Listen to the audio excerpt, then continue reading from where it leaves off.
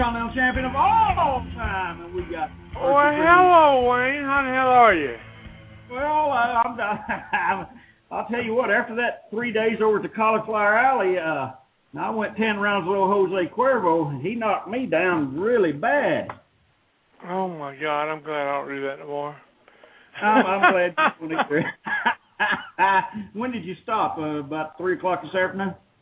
No, it's been a while. I don't remember the last time. It's been a while. I ain't gonna say I'll never do it again. But not recently.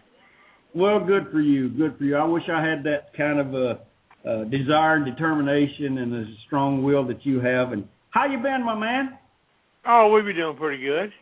Doing pretty good. Well, good. How was now? You have to tell us because you were back at the WrestleMania for that big weekend of festivities, and how was that? Oh, it was wonderful. They always.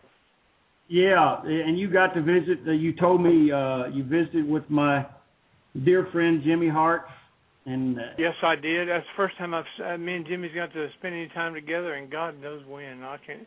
Years. It's been years. It was so good seeing him. Yeah, I haven't seen Jimmy up close and personal now in, gosh, over a year, I guess. And that when I saw him back September of last year was the first time I'd seen him in about 10 or 12 years, yeah. Yeah, that's how it had been for me. At least 8 or 10 years, and yeah, it was really good to spend some time with him. It really was. It was like when I saw you about 2 years ago. It was the first time I'd seen you in about 15 years. Yeah, and we never change, do we? No, we don't. I'm so proud. I had to do my hair the other day, and my wife went to the beauty supply place and bought this stuff. And for some reason, it makes my right ear, it itches inside really bad for about 3 days. And I remember, and I told my friend Steve Wilton here, who moderates the show for us, that Percy Pringle, the pallbearer, told me to use the Clairol beard and mustache on my hair, and I never have a problem with that. But then when I deviate from the plan, I have trouble. Yeah. But I tell people they say, "Gosh, you still look the same." I said, "Clairol does wonders." Yes, it does. God bless Lady Clairol. So what do I want to talk a little bit because the fans may not realize this. You and I had missed each other for over 20 years in our careers because we never crossed paths until you came to WWE and came in with The Undertaker. Yep. Yeah, it was. I was thinking about that too. In fact, I remember the first time that we met each other. I don't know if you do. We were in Chicago at the Rosemont Horizon, and we were staying at that hotel right there, kind of more or less in the parking lot of the Rosemont there. Yep. And I stopped by the bar, and who's sitting there at the bar but the world famous Honky Tonk Man. And I had never met you before at that time, and I walked in and sat down next to you and introduced myself to you and bought you a cocktail, and ever since then, I've considered ourselves to be good friends. Yes, we are absolutely good friends, and I'm so glad you were able to clear your schedule for a few minutes to come on tonight and be with us and tell the fans what you're up to right now. Oh, still playing wrestling. I've been staying pretty busy, pretty much every weekend. Like you said, I done the WWE Fan Fest there for 4 days, and they kept my butt running hopping there. I'd done like a morning session and an afternoon session every day at the fan access that they have, and which I had a really good time. And they had this for those of the fans that haven't been there before. They have, first of all, the building is huge where they have this access at. They bring it. They store all this memorabilia all year round. In storage, and you can see about everything from Andre the Giant's boots to Vince's I don't know what that damn car was that they blew up and said he got killed in. If you remember that angle.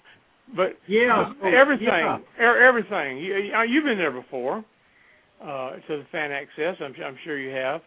But they have one section of the room is curtained off in black all the way from the floor to the ceiling. And I'm talking about a huge, I'm not good at measurements, but a huge section of the room, and they call it the Undertaker's Graveyard. And they have virtually a tombstone for every opponent that the Undertaker's ever had from our first WrestleMania. Me and the Undertaker had our first WrestleMania together at the same time in Los Angeles, which was WrestleMania 7 in 1991, where he went against Jimmy Snuka. And they have a tombstone for every one of his opponents from then up until the current one. And they had when I used to do my old funeral parlor. I don't know if you guys remember that. Yes, we remember the funeral parlor. Welcome to my parlor. You remember that fun stuff, which was a lot of fun. That was amazing. And I had a blast doing that, and it was totally unscripted too. You remember those days when things were unscripted? Oh, of course. That's the only way you and I can do it. And it was so much fun, and it's not as much fun anymore when they hand you a piece of paper and want you to memorize something. But back in the days when we just, hell, me and you were broken into business that way. We never were given scripts to study or anything of course. We might have a bullet point or something like that, but and I had the honor of having all these guests on my funeral parlor. One of the highlights of my career was the one that I had with Hulk Hogan and Ric Flair. I'll never forget that as long as I live. I was standing back to the subject of the fan access at WrestleMania. They had the original set from my funeral parlor that I'd done, my God, 20 years ago. Wow. And I remember standing on that set with Ric Flair on one side of me and Hulk Hogan on the other side of me, with me and my microphone, and I'll never forget it, Honky Tonk. It went through my mind. I go, where in the hell can I go from here? I'm at the top of the mountain with Ric Flair. At that time, this was 1991. I'm standing right between Ric Flair and Hulk Hogan, and I'm thinking to myself, where can I go from here? And it was just a moment in time that I'll never forget, because at that time Ric Flair and Hulk Hogan, they were the man. And anyway, if I had a blast at that fan access, I really did get to meet fans from all over the world, and just like you, and we're a lot alike in very similar ways, that we really treasure our fans and our supporters, and that that we do what we can, because my God, if it wasn't for them, there wouldn't be no us, right? Of course, and that's the way I feel, and that's the bond that you and I have by being friends. That we understand that without these fans and without the people who are listening to us tonight, we wouldn't be here. We wouldn't be talking about ourselves and telling people where we're going to be and what we're doing. But yes, to stand on the podium with a Hogan and a Flair, and and for me to have done the things I've accomplished, you've took it to a much higher level by being with one of the greatest superstars of all time, The Undertaker. I've just been very, very blessed, and Jimmy Hart was very, very special early on in my career too, and that's why I had such a good time spending time with him. Is because we all remember our first appearance in Madison Square Gardens. I know you do. I know I do. Especially as country boys from Alabama and Tennessee, and we remember things like that, because that's what everybody wants to make it to the Garden, and I'll never forget my first appearance at the Garden, first time ever in New York City. I was like the Beverly Hillbillies going to Beverly Hills, getting off the plane at LaGuardia, but I ran into Jimmy Hart, and he kind of took me under his wing, and he took me all over New York City. He took me to Empire State Building. He took me to the Hard Rock. He was doing a lot of music, and he still does, but he was really more involved in music back in those days. he took me to his producer there in the downtown middle of New York City to introduce me to him, and I'll never forget Jimmy Hart for a lot of things that he'd done for me early on, because he had been there for so long, and I was the new kid on the block. And unlike a lot of guys today, that some guys today, they don't want the new kids on the block to make it.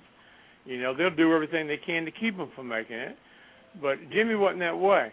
Bobby Heenan wasn't that way either. These guys really are very, very special to me that I love dearly. That if it wasn't for them, plus the fans and a lot of other guys that I've had the opportunity to be with through the years, I never could achieve what I've done, and I'll never forget it. Well, can you stay with us about 5 or 10 more minutes, and we'll take a break and come back? Absolutely, I'm with you. I've set aside this evening for Honky Tonk Man, so I belong to you tonight. Okay, we'll take a quick break. Be back in a couple minutes. Okay, guys, we'll be back in a few moments, and if you want to ask a question to Paul Bearer, our special guest for the evening, you can ask us in our chat room or call us on 805-727-7113. We'll be back in a few moments. My God, that guy sure ain't from Alabama or Tennessee. I would call the crib, same number, same hood, it's all good. If you don't know, now you know. You gotta go, but not destination. If you're the only one, I'll give you good and plenty. Turn my music on.